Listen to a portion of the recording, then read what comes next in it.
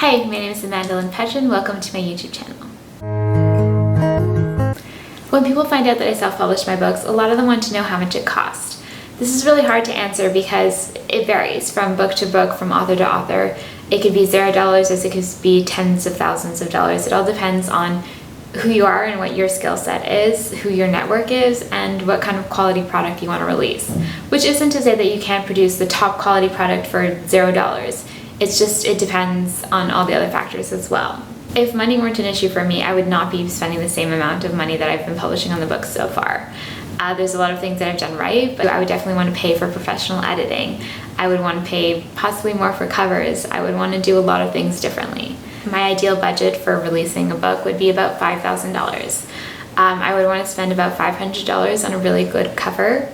Editing is really important, and so far I haven't been able to spend any money on it. I would like to get a developmental editor, a copy editor, as well as some proofreads. I'm budgeting about $3,000 for that because some of them will cost more and others will cost less.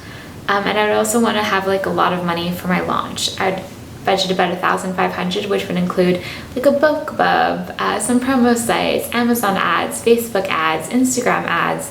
And I would also want to like maybe do a book tour or something like that, and proof copies and giveaways, because if your book launches well, it'll probably sell well for a really long time, whereas if it launches with no sales, it's really hard to bring those up because you don't have the whole new release buzz going for you. All these things cost a lot of money and I have not really done them yet. That being said, I will tell you what I actually spent on my book. So for Shards of Glass, my first book, the only money that I spent was on buying Vellum, the formatting software.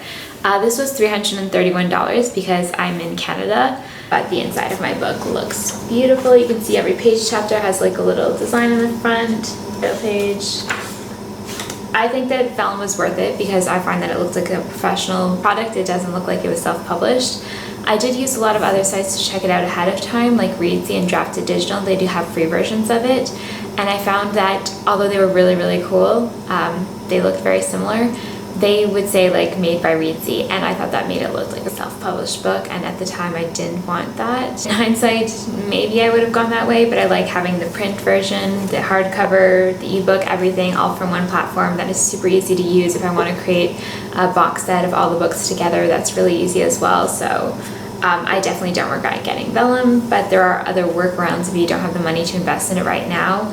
Otherwise, if you have no interest in doing it whatsoever, you can also pay somebody else to do it for you, which I think is about $100 to $300, I would say, per book. I've seen it for cheaper, and I've also seen it for a lot more because there are companies that'll do it and they charge a lot more for the formatting, but also I haven't seen the difference in quality and stuff like that, so it could be worth it for you if that's something that you really pay attention to. One little tidbit, if you're also Canadian, is to get a credit card that has no foreign transaction fees. They're not available in every province, but they definitely make a difference if you're buying a lot of things. So I had my friend who did the cover for me. I had my mom who did most of the editing with me.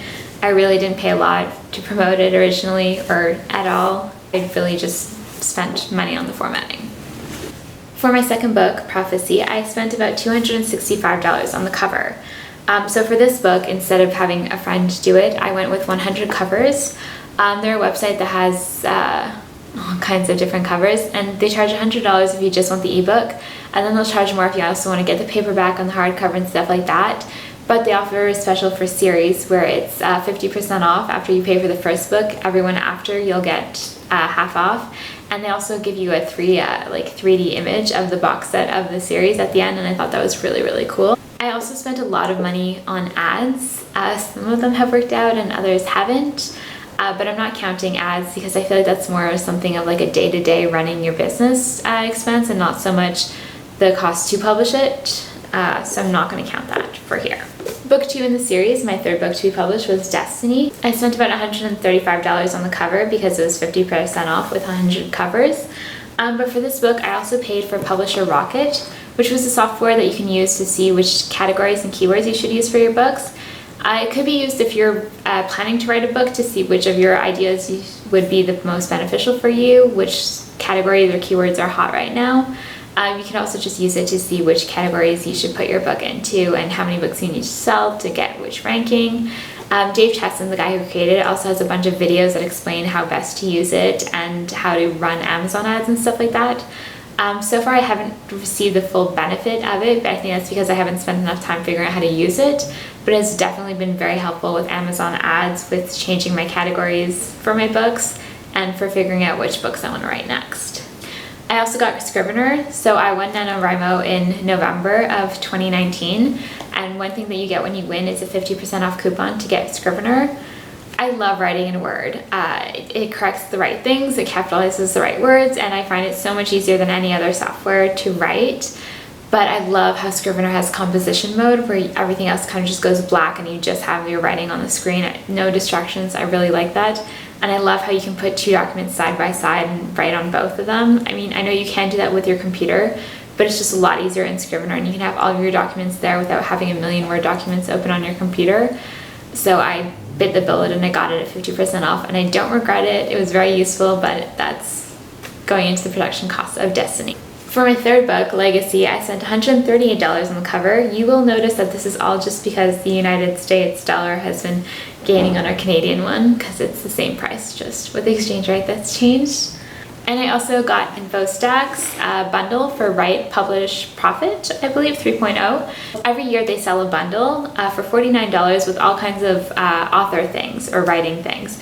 It has ebooks, it has classes, it has programs, it has software, it has groups, and all kinds of different things that all have a very reduced rate. I got it for the Pro Writing Aid, which is a software that you can use to edit your books. Not like an actual editor, but it'll fix like grammar mistakes and spelling mistakes and stuff like that. What I really like about Pro Writing Aid is that it'll tell you why they're changing things. I have a lot of trouble with commas. I have no idea where they belong really.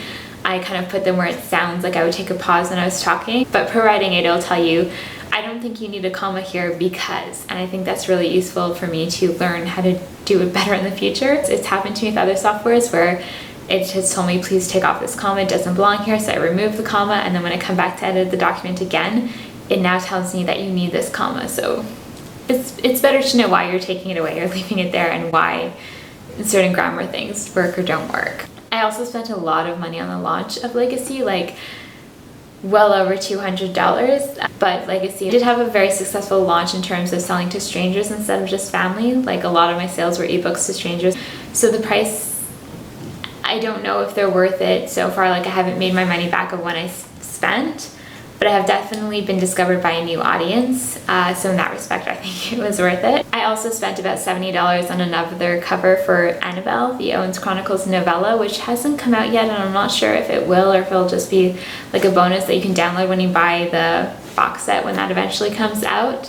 But I just figured I'd include that in here because it is something that I have spent on this trilogy, even though it hasn't gone out there yet. So normally if you were writing a book, you would spend money on like research, which could be craft books, Publisher Rocket, which I spent money on if you did a research trip, if you had to look up what it was like to live in certain places that where you don't live, or if this is a historical novel.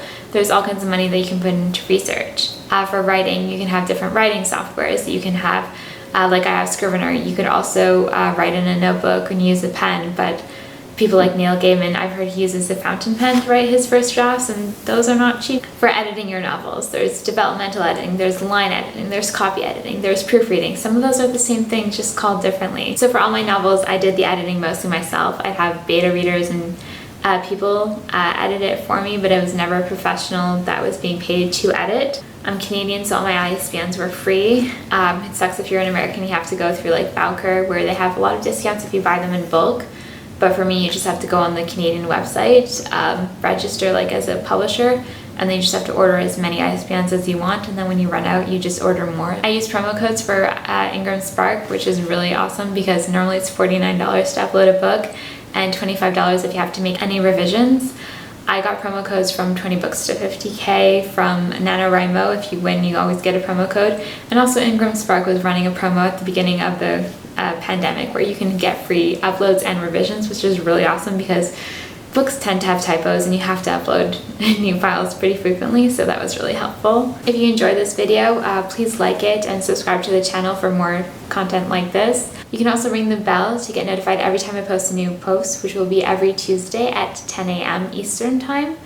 Thanks for listening, guys. Happy reading and have a great week. See you next time.